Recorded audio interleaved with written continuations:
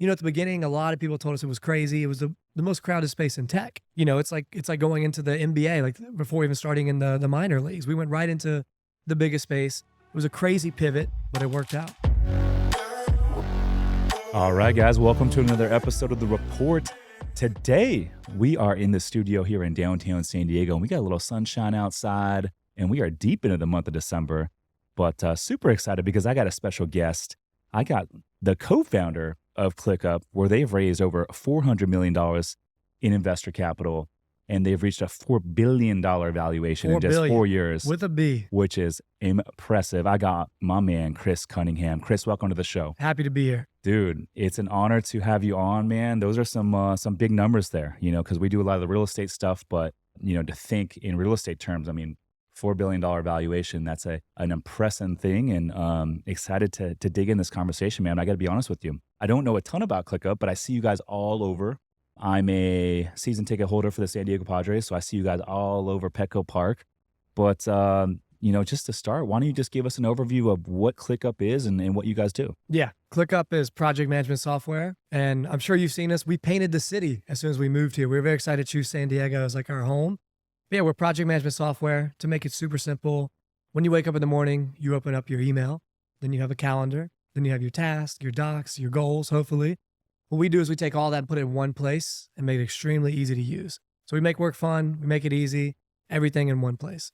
Yep. So would you call it something like a CRM? You can call it a CRM. The beauty of us is we want to be one app to replace them all. So we can be a CRM, we can be project management, we can be all the above. So it's more as we can be as simple as just a to-do list, for your home, or we can be as complex as, IBM running their entire company. That's kind of the goal of ClickUp and why I think we grew so fast.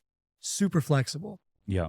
We use a platform called Monday here. Monday's a competitor, yeah. That is a competitor of you guys? Yeah, okay. Monday's a great tool. They've been around a little longer than us. They spend a ton. They spend a ton on marketing. They're good. We definitely compete. Dude, so tell us, how did this even come to fruition, this whole idea, and kind of talk about just kind of starting this whole thing? It's a wild story. So I met Zeb, the founder, the real genius of ClickUp. I met him in college, and we were just bored. We were bored with everything going on. We felt like we weren't learning we wanted to in business, what we saw really going on. And so we started managing a rapper. That's where this all actually started. We were managing a rapper. And, in doing that, we actually had some early success. We found a way to get all online classes. It was supposed to be impossible, but Zeb's a tech genius and he built a bot and he allowed us to get all online classes. So we went on tour with Wiz Khalifa and Mac Miller, and we kind of started getting some buzz. And to really kind of blow this thing up, I faked that I won the lottery and I got a lot of followers from it. It ended up being kind of bad. I got in a little bit of trouble for faking I won the lottery on such a big scale. But from that, we started a business because we learned how important social media was. What were you guys doing with Wiz Khalifa? So we opened up for him. We had the opening act. It was an artist. So you were a musician? We were managing a rapper. Oh, okay. We were like, Zeb was a DJ. So his social is still DJ Curfew. Even though our investors want him to change it, he won't change it. He loved being a DJ. And that's how we met. That's kind of how we started our first business. We had an entertainment business. And then we really saw the power of social media. And we moved into a social media agency. We had massive clients in LA, and that was like our first big project. So that's where it all started. And then from there, we wanted to start a company called Memory because we felt as we were growing the social media agency, we saw social media was, I don't want to say broken, but we saw people really getting addicted to likes, getting addicted to how many followers they had. So we wanted to create our own app in our own space. And we had money up. We had an agency. We were living in Charlotte, North Carolina, and we kind of had a core team who was really the ClickUp team. But we went on this journey for an app called Memory because we saw that Snapchat was the biggest player in the space at the time, but they had a big flaw in that they erased your memory in 7 seconds. And we thought that was fatal. So we created this app that was the opposite, that kept your memories. And you could film up to 2 minutes rather than just 7 seconds.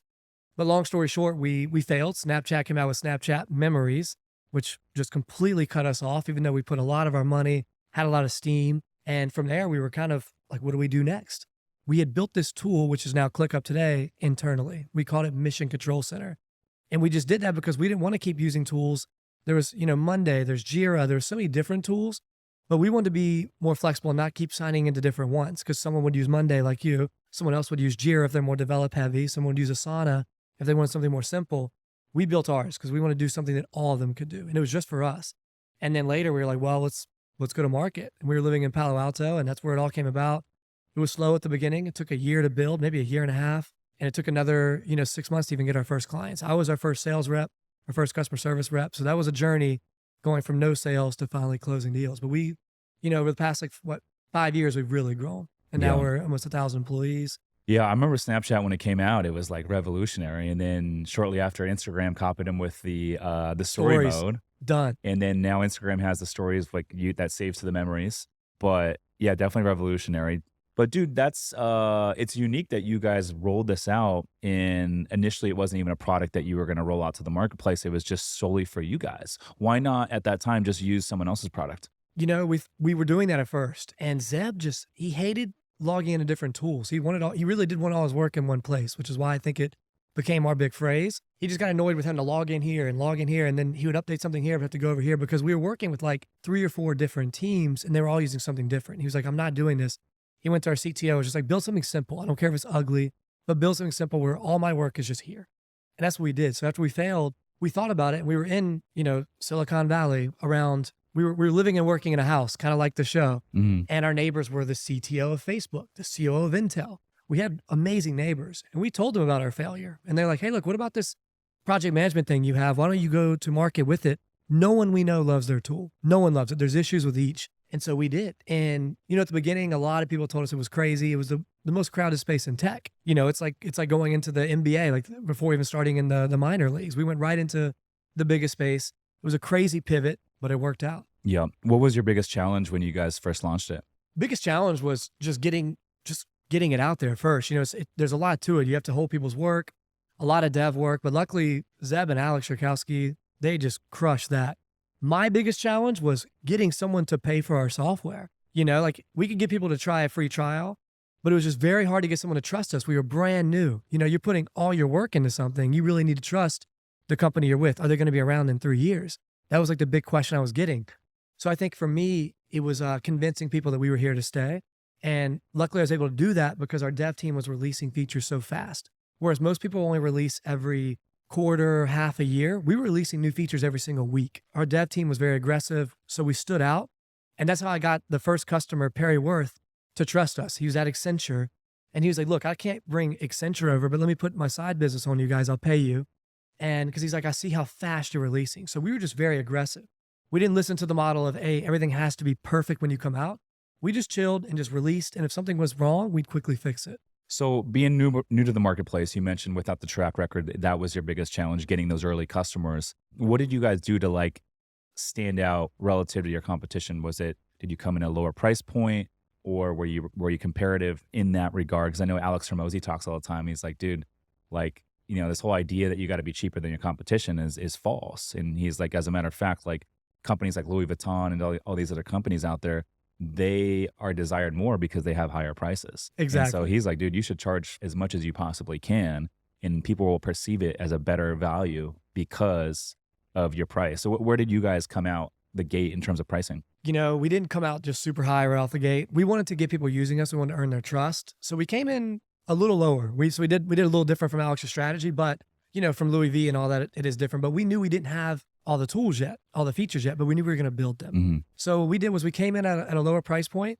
for the year, but we sold them on our dream. We sold them on our vision. We sold them on who we were going to be. And we showed them that, and we backed that up. And that's what I think really worked, is that we said, hey, look, these tools make you work a certain way. We're going to allow you to be completely flexible. We're going to give you our roadmap, and we're going to show you how aggressive we are.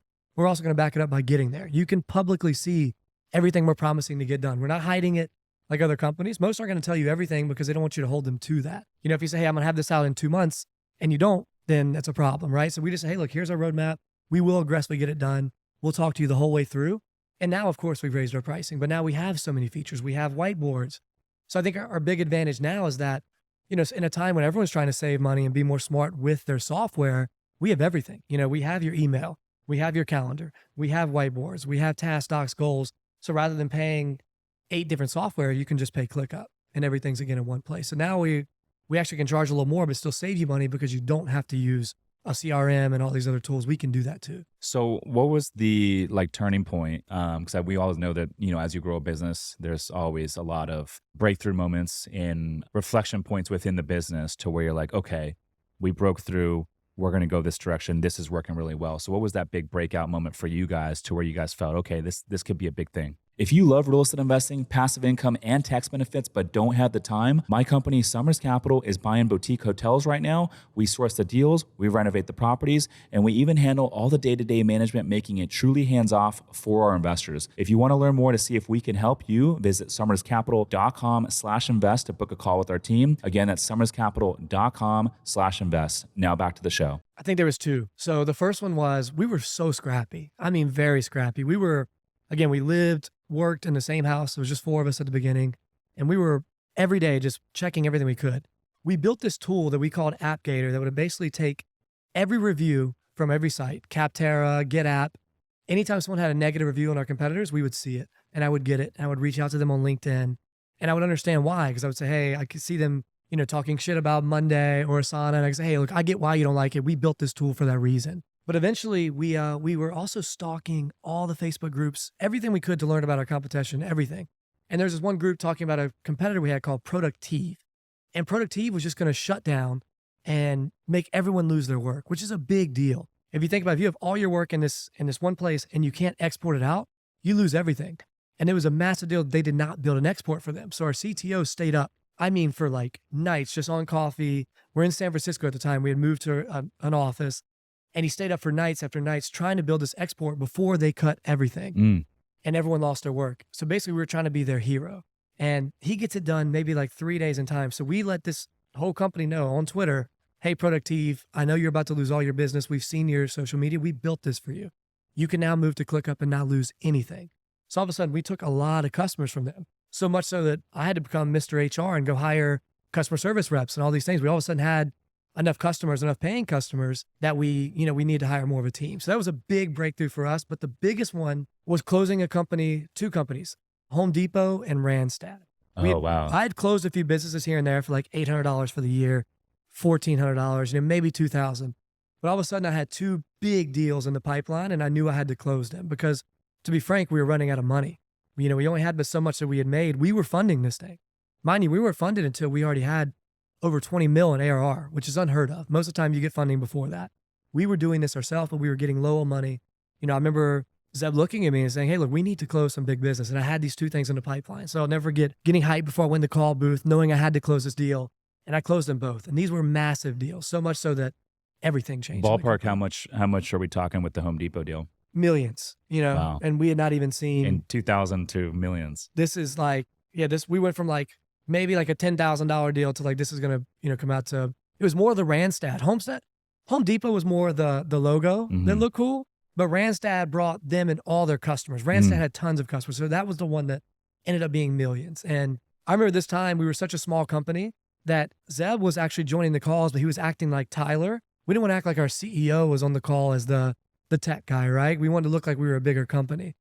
So that's so funny. So I remember them asking like, hey, we're not your biggest customer, right? And I was like, like not totally, but they were definitely our biggest customer. And so much so that we had this system that we built that would celebrate every dollar that came in. It was like an alarm system. It would have lights. And after we put the deal in, the alarms are going crazy because it would get louder per deal. And we never had one this size. So the alarms are going crazy. They were calling back and we had a landline at the time. They're calling back to ask a billing question, but I didn't want them to hear the celebrations going on. So I remember I had to hang out of the window and like kind of close it so they wouldn't hear all these like sirens and everything going off in the office, knowing that we were celebrating the deal. But I'll never forget, a year later, they're doing a call with us and Zeb is presenting to them.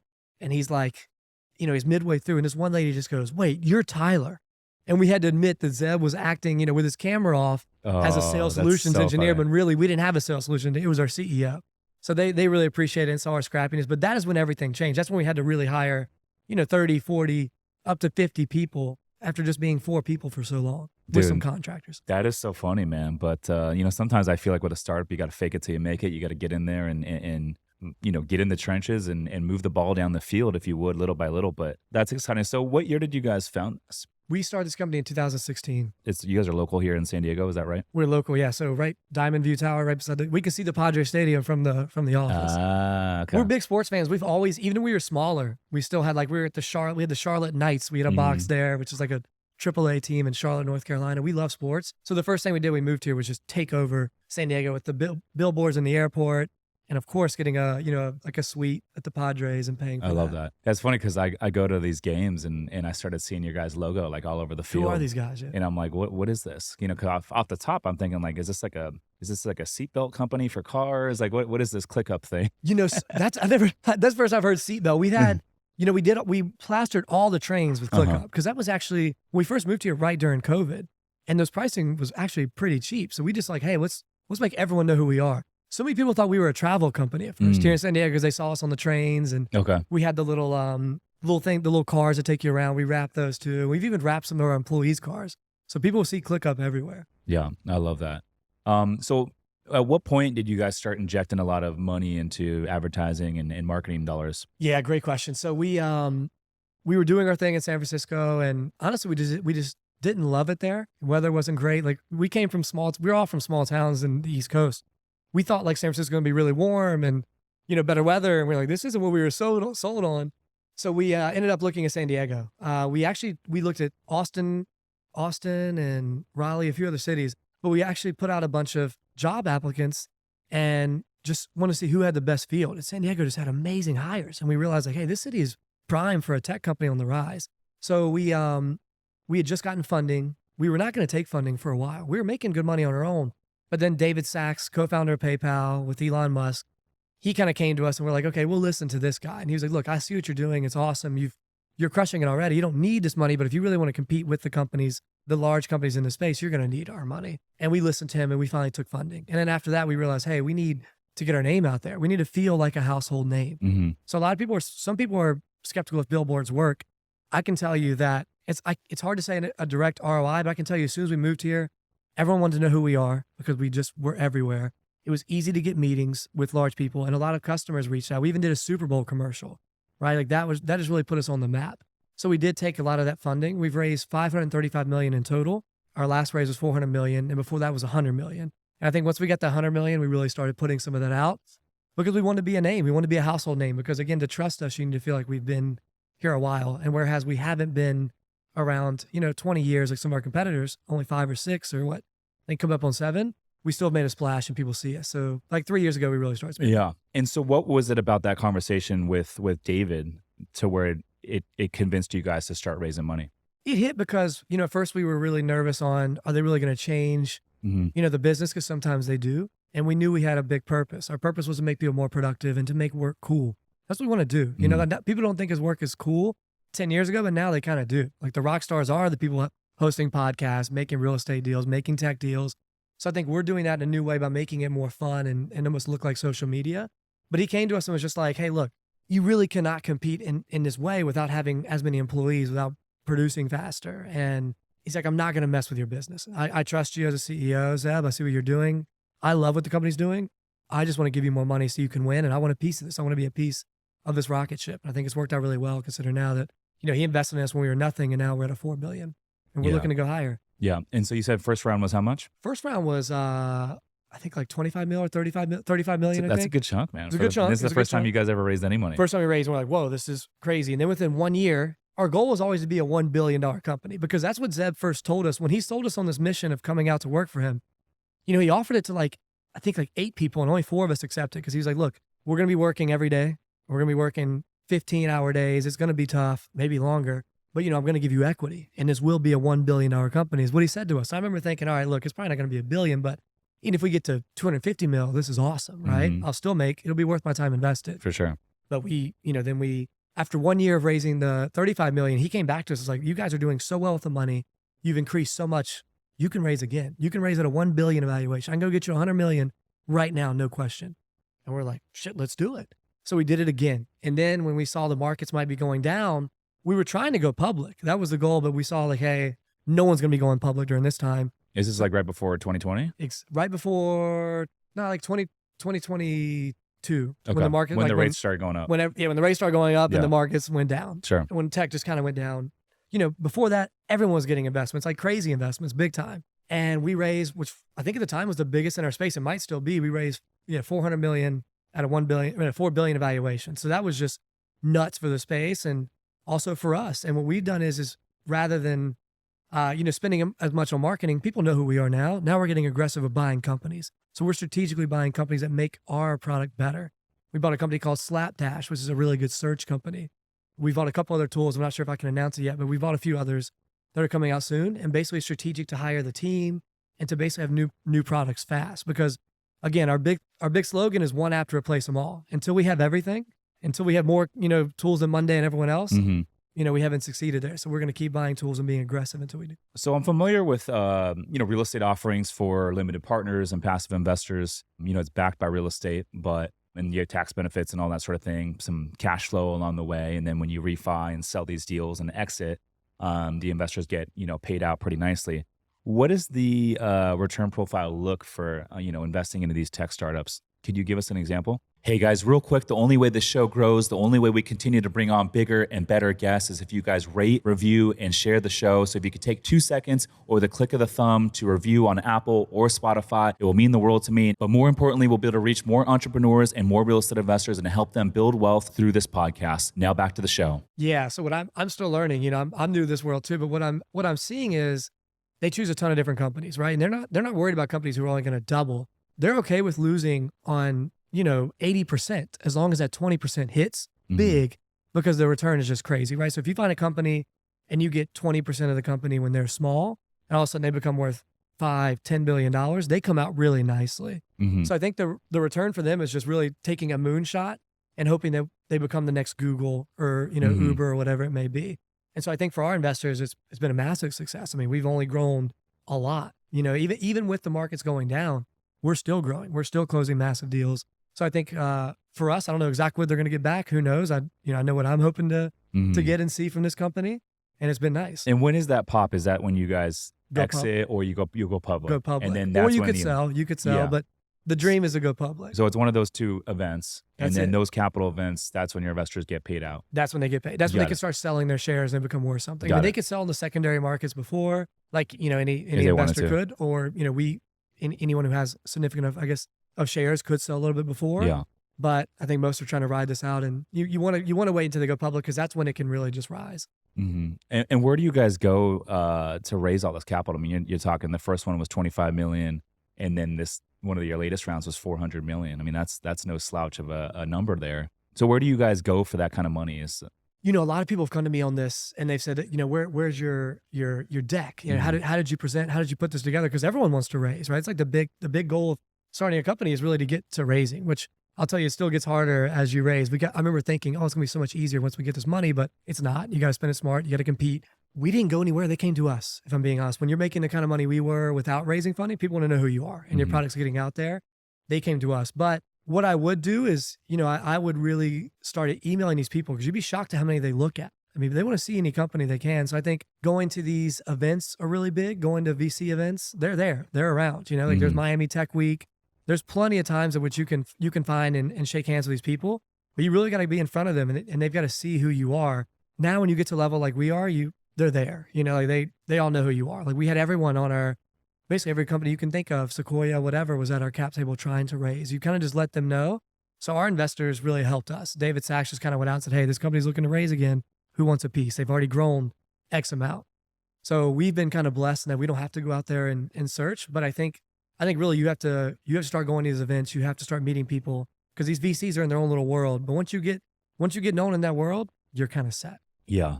No, absolutely. I got one of our podcast guests that had been on earlier this year. His name is Brad Rice, but he's got this new startup company that's kind of shaken up the way that real estate transactions are done in the residential space, to where listing agents aren't needed, and then these home sellers can save a ton of their commissions. What's the company? I'm going to check them. I can't think of the name off the top. top. I'll look him up, Brad Rice. But anyways, yeah. So he's doing some raises right now, but he's very early on right now, and so they don't have a ton of revenue in the books. And so these early rounds are a lot more challenging versus where you guys were already having a lot of revenue come in. But I'm curious, with those kind of big checks, you're talking 25 mil, 400 mil, are these primarily larger check investors or funds and REITs that are writing larger checks in offices, or are these a bunch of smaller individual investors? That's a great question. So these are larger check. When we went after, this is a whole different level, right? But if you want to find those other ones, what I've learned is you need to go to these events. They're at events. They're looking for companies, and maybe it's a business idea. Someone should create something where there's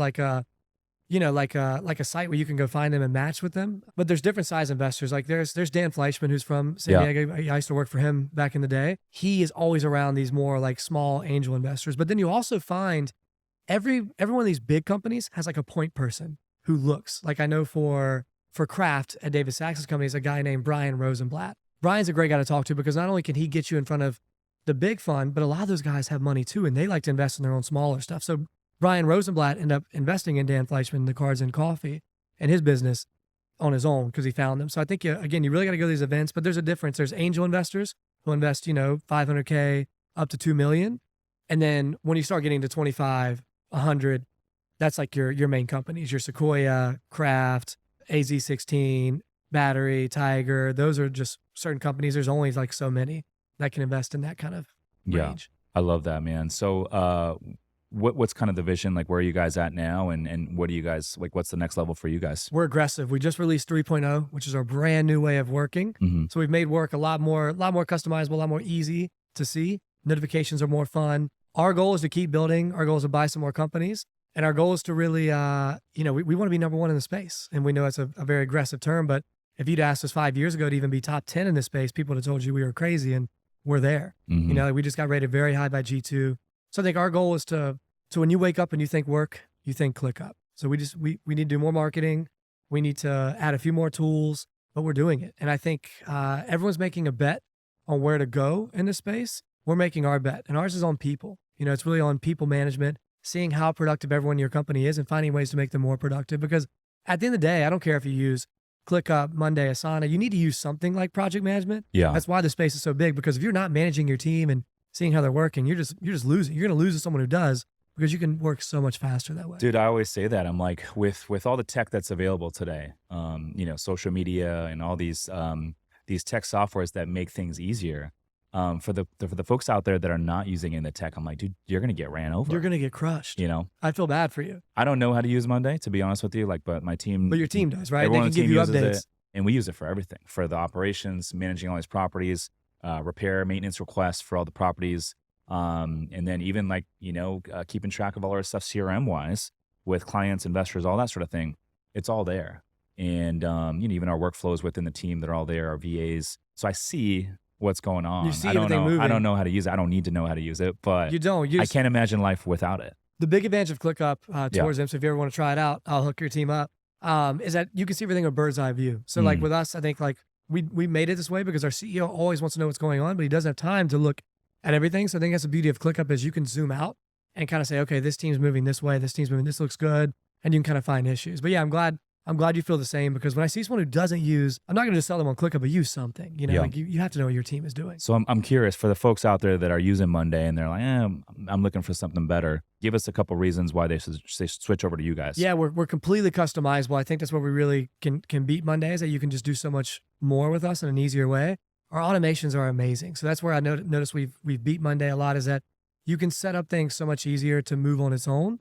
Whereas I think Monday has some issues with that part. Lastly, I think it's just more how fast we're developing, how fast we're adding so much more. So they don't have a lot of these tools that we do have, because we've been so aggressive on the roadmap. I think they're focusing more on being a CRM, whereas we're focusing on doing everything in work. So I think that's the big advantage to us, is that long-term you could have so many more tools in your stack.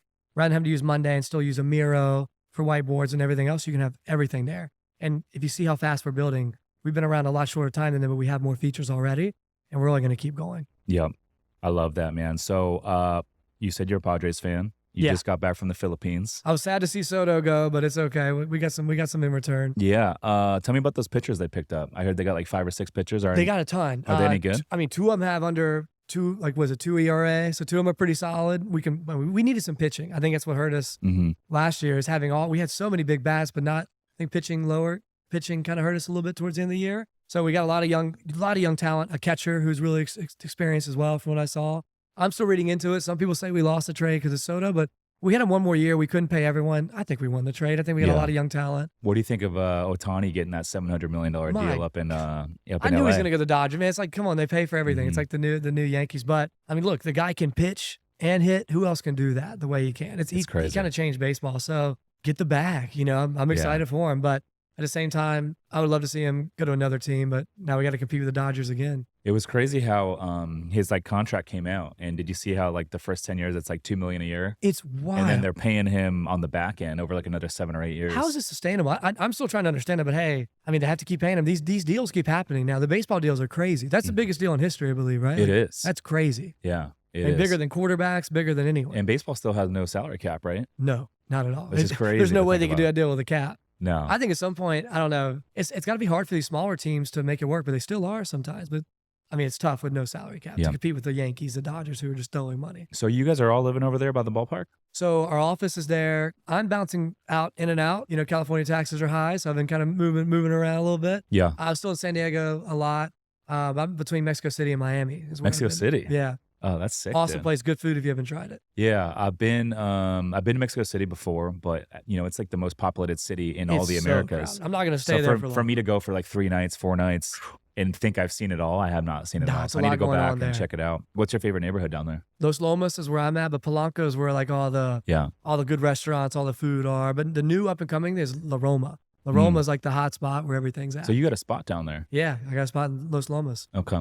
I'm thinking of doing some traveling here. The team and I, we're going to take a couple weeks off for the holidays. And so I'm thinking about doing a little traveling somewhere internationally. Let me know if you need some advice on Mexico City. It's very underrated. Yeah. You can do a lot I don't there. think I'm going Food's to go there, incredible. but I think I'm going to go. I want to go Southern Hemisphere. I'm thinking either Buenos Aires or Australia, just because it's like their Man, summertime. that'd be amazing. Yeah. I just got back from Thailand. It's summertime there too. I have not been to Buenos Aires, but I've heard amazing things. I've heard it's awesome. What's the weather like in Thailand right now? Sunny, perfect. Okay. Perfect. December through February is like their main time. It's awesome when you're out there. I had a blast. Yeah, I'll have to check out. Well, dude, I appreciate you taking the time to come Yeah, on, man. man. It's been a pleasure just learning about ClickUp, and shoot, maybe we'll get a demo from you guys Anytime, I'm and ready look to at do it. switching over, dude. We're right down the road. Come check out our office sometime. I'm going right there. We're having a hackathon. I'd love to, man. Grinding with the team. What's a hackathon? So hackathon, this is a huge hack. You should try this with your team. Okay. I don't know how much your team is here remote, but some of our team is remote. So what we do is we fly out the whole team and we give just audacious, crazy moonshot goals and just say, hey, look, I know you usually do this in a month or a quarter. See if you can hit this goal in a week. And we basically see how far we can get. And we give kind of like different prizes, different money to whatever the team, however far you can get. But no matter what, you still celebrate at the end. You go to great dinners. We'll go to Lumi and all that good stuff over here. Love Lumi. One of my Love favorite Lumi, man. spots. We have like a whole thing with them. We take all of our clients there. Because basically we get everyone together and just grind and just set crazy goals. See what you get done in a week. And you'd be shocked. It's always worth our money invested to fly everyone out in the hotels because you get so much done. What are the productivity's crazy goals, like sales and oriented? Yeah, so I'm on the marketing side. So for us, it's like to kind of get out these campaigns. It could take us, 2 months. We try to get these crazy campaigns done in 1 week. That could bring us back a certain amount of money. I Because, love that. sending out a certain amount of emails for us equals money, right? So everything for me, maybe a great social post goes viral. That's signups. Yeah. So everything for us is just tracking signups. How can we get more people on the platform using us, paying for us? And so we just set crazier goals to get more people. Dude, I love that. And yeah, well, maybe we'll check out Lumi, and love to catch a game with you guys sometime. Yeah, man, absolutely. Cool. He's Chris Cunningham. I'm Rich Summers. Listeners, thanks for tuning in. We'll see you in the next one. Peace.